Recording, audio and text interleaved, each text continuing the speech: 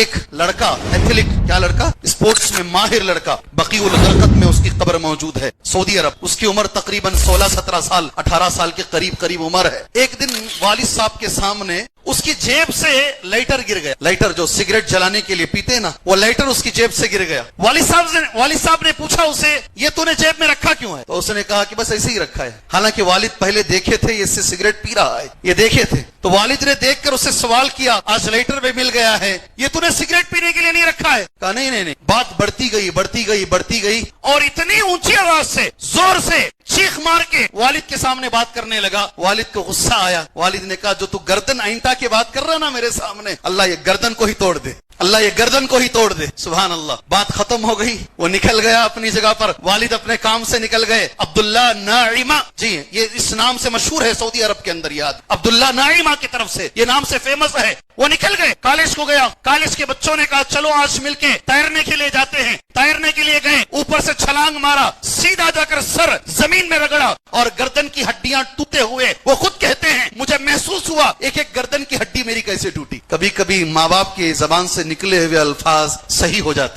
جاتے ہیں جی۔ وہیں پڑا رہا وہ، کسی نے اندر چھلانگ لگایا، اس کو لے کر آئے، 4 سال تک بے ہوش رہا، صرف کھلاتے رہے پلا، اس کے بعد 30 پر 1 سال تک زندہ رہا، صرف سر ہلانے کے قابل تھا، ہاتھ پیر معذور تھے میرے بھائی۔ والدین اگر اپنی زبان سے کسی موڑ پر آ کر، کسی موقع پر آ کر اگر ان کی آہ نکل گئی، اگر زبان سے آہ نکل گئی، کوئی ایک لفظ نکل گیا، یقین مانو میرے بھائیوں تمہاری زندگیاں برباد ہو جائیں، تمہاری زندگیاں برباد ہو جائیں گی۔ ڈرو والدین کی آہ لینے سے، ڈرو ماں باپ کی بد دعا لینے سے۔